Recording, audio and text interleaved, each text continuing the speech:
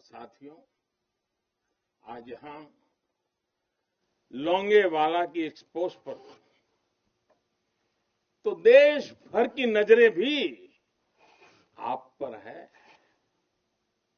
मां भारती के लाडलों, मेरी इन बेटियां, मेरे देश की गौरव देने वाली बेटियां जो मेरे सामने बैठी हैं, उन पर देश की नजर है। मुझे लगता है कि देश की सरहद पर अगर किसी एक पोस्ट का नाम देश के सबसे ज्यादा लोगों को याद होगा, अनेक पीढ़ियों को याद होगा, तो उस पोस्ट का नाम है लोंगेवाला पोस्ट। हर किसी की जुबान पर है। एक ऐसी पोस्ट जहां गर्मियों में तापमान 50 डिग्री को छूता है, तो सर्दियों में शून्य से नीचे चला जाता है।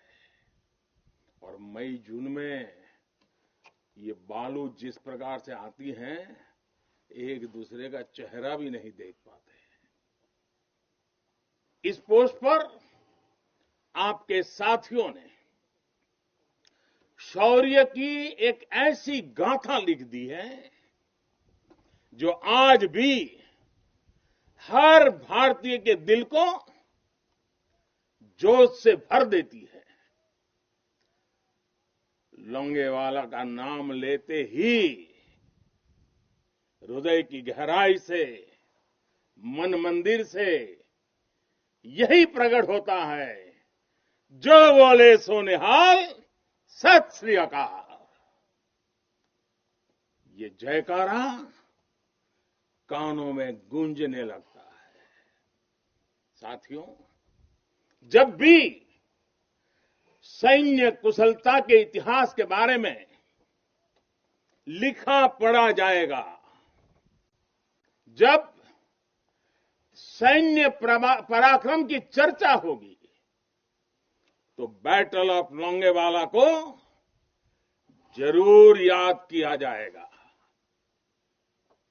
ये वो समय था जब पाकिस्तान की सेना बांग्लादेश के निर्दोष नागरिकों पर अत्याचार कर रही थी, जुल्म कर रही थी, नरसंहार कर रही थी।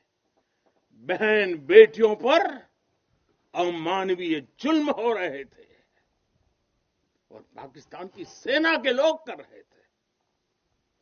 इन हरकतों से